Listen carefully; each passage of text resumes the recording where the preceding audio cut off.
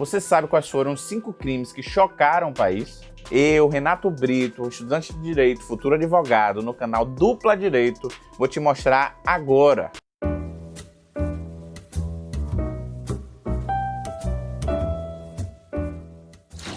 Caso Elisa Samúdio. Elisa Samúdio desejava sair de sua cidade natal desde os 13 anos para se tornar modelo. Ao completar 18, mudou-se para a capital paulista. Ocorre que por essa mudança passou por dificuldades financeiras e por necessidade precisou virar garota de programa. Chegou inclusive a atuar em alguns filmes pornográficos entre 2005 e 2009, além de participar de alguns ensaios sensuais para a produtora Brasileirinhas. Elisa conheceu o goleiro Bruno, segundo ele próprio, em um churrasco na cidade do Rio de Janeiro. Lá, eles participaram de uma orgia e no ato, o preservativo se rompeu. Após esse evento, eles iriam começar um relacionamento, que logo iria acabar em agosto de 2009, quando Elisa Samúdio disse que estava grávida em razão do acontecido na orgia. 2 meses após o término, a modelo prestou queixa à polícia, dizendo que Bruno e seus 2 amigos, Russo e Macarrão, tinham a mantido em cárcere privado, a obrigando a tomar substâncias abortivas. Até aí Bruno responderia, primeiro, por privar a liberdade de Elisa em recinto fechado, o que configura cárcere privado. Segundo, por forçar ela a tomar substâncias abortivas, o que configura tentativa de aborto. Segundo as investigações, Elisa, antes de morrer, foi levada para a casa do ex-policial, apelidado de Bola. Lá foi espancada e asfixiada. O seu corpo nunca foi encontrado. Ainda segundo as investigações, ele pode ter sido dado de alimento aos cachorros. Fato curioso é que nesse meio tempo, que a filha de Elisa com o goleiro Bruno já havia nascido. E após a morte da sua mãe, ele foi encontrado abandonado em uma favela em Belo Horizonte. Hoje, sua avó, a mãe de Elisa, detém da guarda da criança. Isso acontece porque não tem nem a figura da mãe, que foi vítima do crime, nem a do pai, que encontra-se preso. O homicídio cometido por Bruno foi classificado como triplamente qualificado. Isso porque o motivo foi torpe, que existe quando se ofende o sentimento ético e moral da sociedade, por ser por asfixia e por ter sido utilizado recurso que dificultou a defesa da vítima. Além do homicídio, houve também sequestro e cárcere privado e, por último, ocultação de cadáver, que inclusive não foi encontrada até hoje. Enfim, por tudo isso, Bruno foi condenado a 22 anos de reclusão. Caso Isabela Nardoni. Isabela Nardoni passava o final de semana na casa do pai e da madrasta. Precisaram ir ao supermercado, porém voltaram sem compras. Provavelmente houve algum problema e o cartão não passou. E isso muito provavelmente causou um estresse ao casal. Já na garagem do prédio, mas ainda dentro do veículo, Isabela foi atingida na testa, provavelmente por uma chave ou um anel. Segundo testemunhas, foi ouvida uma violenta discussão, o que pode ter gerado uma motivação para o crime. Já no apartamento, Alexandre, seu pai, a jogou com violência no chão. E Ana Carolina, sua madrasta, apertou violentamente o seu pescoço, o que provocou asfixia e a deixou desmaiada. Isabela, ainda desmaiada, foi pega por Alexandre, levada até uma janela do apartamento, onde ele cortou a rede de proteção e a jogou lá de cima. O primeiro policial a chegar ao local testemunhou que Isabela ainda se encontrava com vida após a queda, porém morreu a caminho do hospital. Tanto Ana Carolina quanto Alexandre foram condenados pelo homicídio triplamente qualificado, por usarem meio cruel a asfixia, dificultarem a defesa da vítima por estar inconsciente quando foi arremessada da janela, e pela menina ter menos de 14 anos de idade. A pena de Alexandre foi aumentada em 1/6, pelo crime ter sido cometido contra sua própria filha e por ele ter se omitido na condição de pai. Ao fim, Alexandre foi condenado a 31 anos de reclusão. Já Ana Carolina foi condenada a 26 anos de reclusão. Caso Suzane von Richthofen. Suzane tinha um relacionamento com Daniel, coisa que seus pais nunca aceitaram. Para eles, sua filha era rica e culta, e Daniel era mais humilde e menos culto. Seu namorado tinha um irmão, Christian, e eles foram apelidados de Irmãos Cravinho. Na noite do dia 30 de outubro de 2002, levaram Andreas, irmão de Suzane, na época com 15 anos de idade, a uma lan house, para que ele não se encontrasse em casa durante o ato. Depois disso, Suzane e os irmãos Cravinho foram para a residência dos von Richthofen. Segundo o vigia da rua, eles chegaram mais ou menos em torno da meia-noite. Suzane abriu a porta da casa para os irmãos Cravinho, que portavam barras de ferro, foi até o segundo andar, acendeu as luzes do corredor e, após confirmar que seus pais estavam dormindo, determinou que os irmãos entrassem no quarto do casal. Daniel golpeou o pai de Suzane, enquanto Christian golpeava a mãe de Suzane. O casal von Richthofen tiveram sérias lesões na cabeça, o que os levaram à morte. Segundo a perícia, foram encontradas lesões nas mãos, o que indica que eles estavam vivos antes das agressões. Segundo a confissão de Christian, foi preciso enfiar uma toalha na boca da mãe, que fazia barulhos de ronco depois de ter sido agredida. Isso indica que provavelmente ela morreu aos poucos.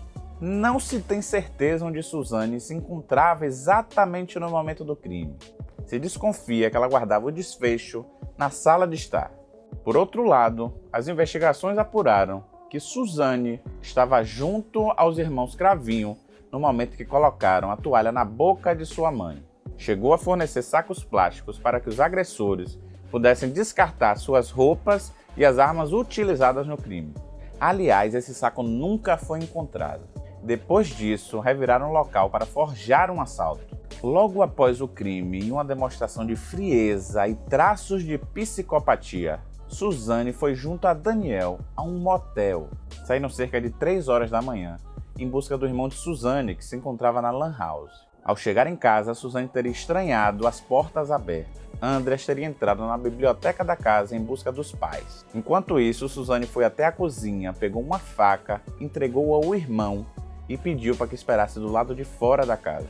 Daniel teria ligado para a polícia solicitando uma viatura, pois havia suspeita de um assalto na casa da sua namorada. Constatando o grotesco quadro que encontraram, os policiais tomaram todos os cuidados para dizer aos filhos da vítima o que tinha acontecido. Um detalhe chamou muito a atenção do policial: a resposta de prontidão de Suzane. O que eu faço agora? Qual é o procedimento?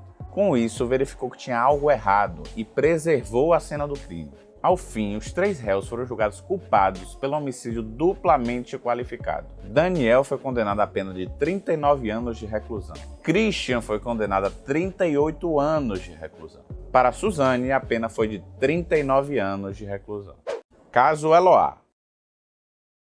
Antes, você ficou curioso para saber mais detalhes sobre cada um desses casos? Então se inscreve no canal e ative o sininho, porque nós estamos com uns projetos muito legais chegando aí.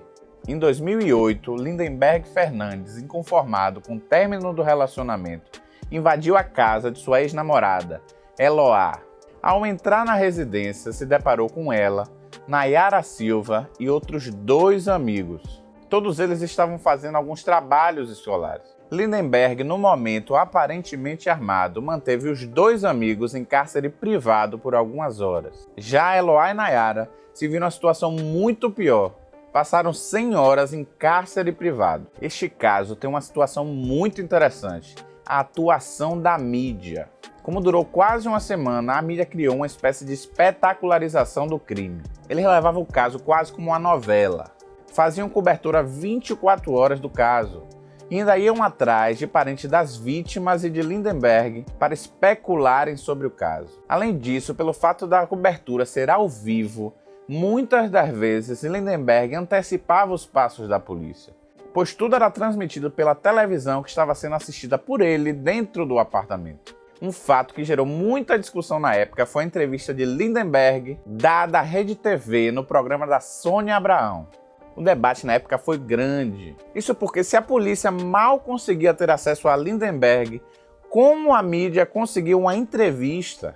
Ao fim, os policiais invadiram o apartamento, o que fez com que Lindenberg atirasse no maxilar de Nayara, que ainda conseguiu sair andando do local.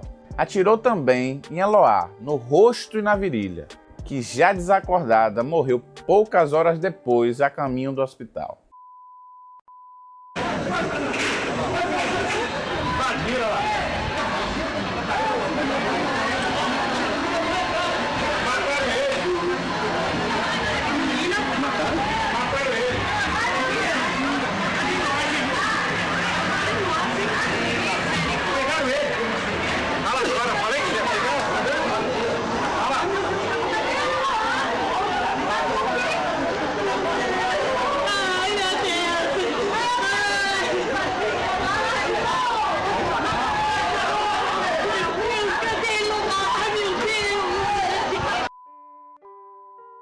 Lindenberg foi condenado a 98 anos de prisão pelo homicídio duplamente qualificado de Eloá, 2 tentativas de homicídio qualificado, um de um policial e outro de Nayara, 5 cárceres privados e disparo de arma de fogo contra a imprensa. Sequestro do ônibus 174. No dia 12 de junho de 2000, aproximadamente às 2h20 da tarde, o ônibus 174 do Rio de Janeiro foi detido na altura do bairro do Jardim Botânico. Sandro Nascimento estava sequestrando o ônibus. Em meio à confusão, o motorista, o cobrador e alguns passageiros conseguiram fugir através das janelas e a porta traseira. Infelizmente, outras 10 pessoas não conseguiram fugir e tiveram que enfrentar árduas horas como reféns de Sandro. Mais uma vez, não durou muito para a mídia chegar e fazer a cobertura completa. A todo momento, Sandro espalhava pânico, atirava contra os repórteres, agredia alguns reféns, pedia que escrevessem frases nas janelas do ônibus. Chegou inclusive a forjar a morte de alguns reféns. Sandro, em meio tempo, chegou a liberar algumas pessoas. Uma das vítimas é forçada a escrever com um batom no vidro do ônibus que o assaltante está possuído pelo diabo. Só depois de 1 hora, o primeiro refém é libertado. Pouco antes das 6 da tarde, o bandido pediu um carro, 2 granadas e 2 pistolas para fugir. A polícia disse que não atenderia o pedido. Furioso, fingiu matar uma passageira que estaria deitada. Um novo momento de fúria. O bandido colocou a arma dentro da boca da refém. Uma delas, inclusive, chegou a ser detida pela polícia, que achava que ele era um comparsa de Sandro, pois foi encontrado um relógio de criança no seu bolso. Posteriormente, isso foi resolvido ao explicar que o relógio, na verdade, era da sua filha e estava sendo levado para o concerto. Fato interessante é que, alguns anos depois, ele conseguiu a indenização em dano moral por isso ter acontecido. 5 horas após o início do sequestro, Sandro resolveu usar alguns reféns como escudo para poder sair do ônibus. Foi aí que um dos policiais apareceu, se aproximou de Sandro e errou o disparo, atingindo a refém, que morreu poucas horas depois. 3 policiais tentaram convencê-lo a se entregar. Um outro policial que estava escondido atrás do ônibus se aproximou e atirou. Veja o momento em que o tiro é disparado em direção ao pescoço do assaltante. De repente, um estouro foi visto entre o braço e a cabeça da refém. Um novo tiro foi disparado pelo policial. O assaltante e a refém caíram abraçados. Ao fim, Sandro morreu a caminho da delegacia, asfixiado pelos policiais.